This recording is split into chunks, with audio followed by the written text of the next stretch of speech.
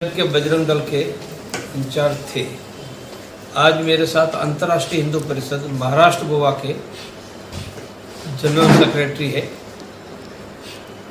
आज डॉक्टर भगत सिंह जी को तो परिचय की जरूरत नहीं है, सबकी हड्डियाँ ठीक करते रहते हैं। ये हमारे विवेक गिरी जी वो यहाँ के हैं, नागपुर में रहते हैं। तो मैं विषय पर आ जाता हूँ। हमारी चिंता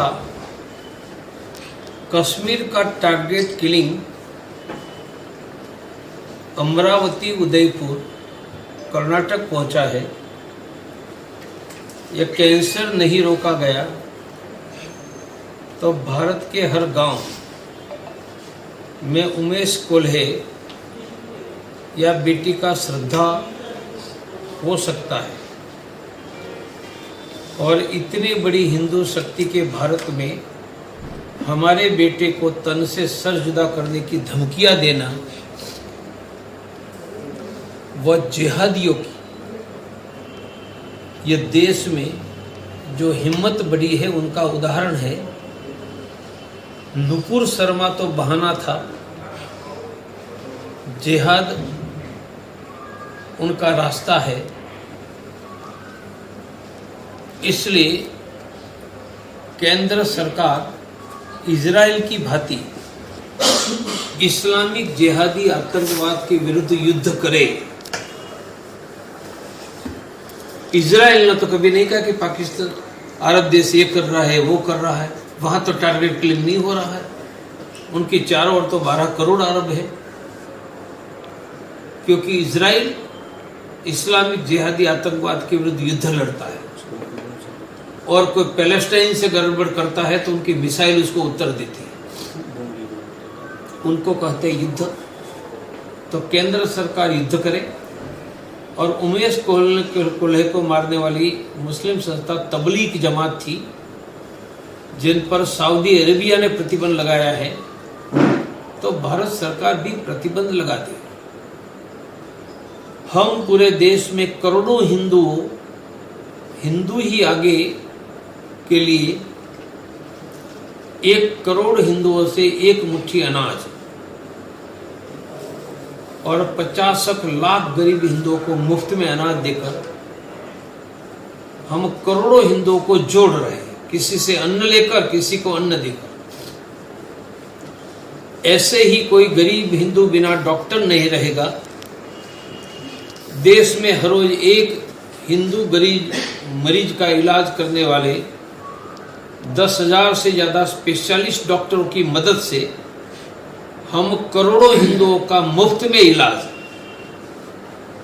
इंडिया हेल्थलाइन, और कोई हिंदू जेल में है तो मुफ्त का एडवोकेट देकर उनकी मुफ्त में जमानत करवाना।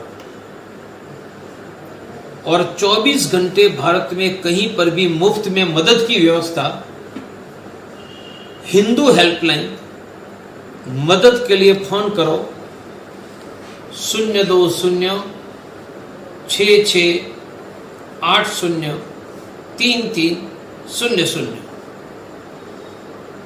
इसलिए हम 1 मुट्ठी अनाज, हिंदू हेल्पलाइन, इंडिया हेल्थलाइन मुफ्त में डॉक्टर और मुफ्त में एडवोकेट, ये चारों हमारी बड़ी योजना के आधार पर करोड़ों हिंदुओं की सेवा सहयोग करके सभी हिंदुओं को एक साथ जोड़ने का काम कर रहे हैं।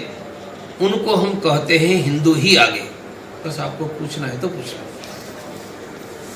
क्योंकि हिंदुस्तान होते हुए भी तन से सर जुदा करने की धमकी देकर हमारे बेटे उमेश कोल्हे को जिंदा रहने नहीं दिया। संभाजी महाराज का बलिदान लेने वाले यही लोग थे। उनका अर्थी आज उनकी औलादे संभाजी के वंशज उमेश कोल्हे को भी जिंदा नहीं रहने दिया। तो क्या परिस्थिति में फर्क पड़ा है?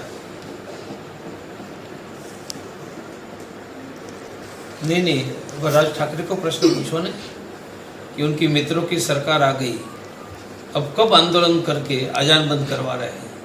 सर अभी हाल उद्धव ठाकरे की शासन में तो हमारे राज भैया मैदान में आए थे।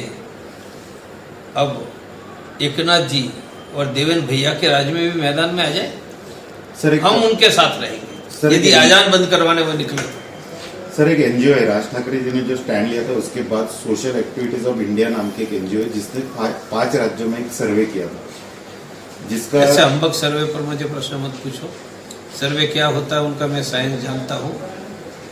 जब तक 3% पॉपुलेशन का सर्वे नहीं होता है तो वह सर्वे को क्रेडिबल नहीं माना जाता। किसी इंटरनेशनल वालों को पूछो, ये तथाकथित एनजीओ के सर्वे की सैंपल साइज क्या भारत की 3% थी? नहीं है तो हम उस पर कोई डिस्कशन करके उनको पब्लिसिटी देने का काम नहीं करेंगे। नहीं सर, सर्वे में ऐसा कहा गया नहीं, मैंने कहा 3% उनका सर्वे का संख्या है तो मैं चर्चा करूंगा, वरना ऐसी हम्बक संस्था को पब्लिसिटी देने का काम मैं नहीं करूंगा। तो बाबा रामदेव है, सच ही कहा होगा। आपको क्या लगता है, आपका कहीं बारे में? मैं तो बाबाओं के समर्थक हूं। अभी रामदेव बाबा से तो मेरे बहुत अच्छे संबंध हैं। उनका नाम नहीं था तब से है, नाम बनने के बाद भी है। सर, लव जिहाद का कानून बनाने के लिए आप देवेंद्र जी से या फिर मुख्यमंत्री जी से आप मिलेंगे इस बारे में, तो कानून बनाने के लिए? जरूर पड़े तो मिलेंगे, पर हम तो महाराष्ट्र की जनता को कहेंगे कि देवेंद्र जी बार बार आपके बीच आते हैं तो उनको कहो कि राज्य में लव जिहाद का कानून बनाओ। क्यों? गुजरात में एंटी लव जिहाद कानून है, हरियाणा में, तो छत्रपति शिवाजी महाराज के महाराष्ट्र में तो इसके पहले होना चाहिए।